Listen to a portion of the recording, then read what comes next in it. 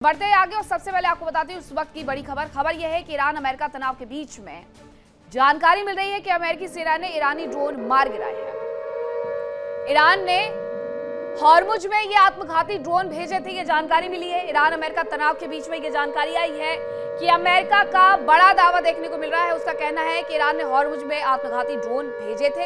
US का गोरोक केश्व पर air strike देखने को मिली है और केश्व द्वीप पर पहले से एयर स्ट्राइक लगातार वहां पर की जा रही है। इन सब के बीच में ईरान की तरफ से जो भी ड्रोन भेजे गए थे उन्हें पूरी तरीके से नष्ट कर दिया गया है। ये जानकारी अमेरिकी सेना की तरफ से दी गई है। 10,000 से ज्यादा मरीन कमांडो अरब सागर में तैनात कर दिए गए हैं। पहले से उनकी तैनाती थी और अभी भी उनकी स्थिति जस की तस बनी हुई है, किसी को हटाया नहीं गया है। इन सब के बीच में बार बार देखने को मिल रहा है कि अमेरिका की तरफ से केश्व द्वीप पर एयर स्ट्राइक की जा रही है, गोरुक में भी हो रहा है। और ईरान ने हॉर्मुज में आत्मघाती जो ड्रोन भेजे थे ये पलटवार वाली कार्रवाई करने के लिए अमेरिकी सेना का कहना है कि हमने वो ईरानी ड्रोन मार गिराए हैं।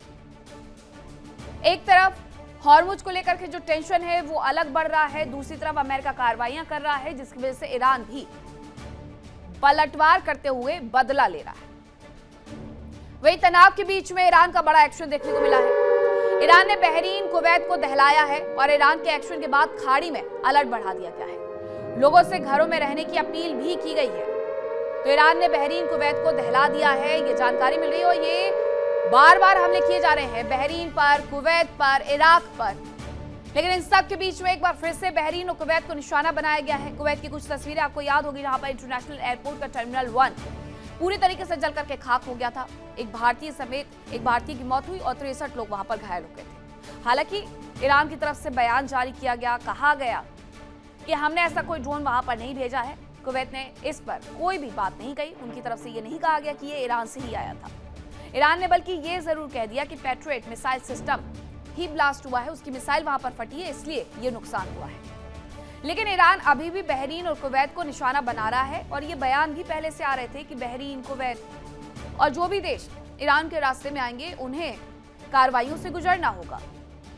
और वही कार्रवाई ईरान की तरफ से की जा रही है, यानी कि सीज फायर है। लेकिन सीज फायर के दौरान में अमेरिका का समर्थन करने वाले जो तमाम देश हैं वो अभी भी एयर स्ट्राइक का शिकार हो रहे हैं। उसकी सीधी सी वजह यह है कि केश्व में लगातार यूएस की तरफ से कार्रवाई की जा रही है और यूएस की इन कार्रवाइयों को धता बताने के लिए ईरान की तरफ से एयर स्ट्राइक की जा रही है।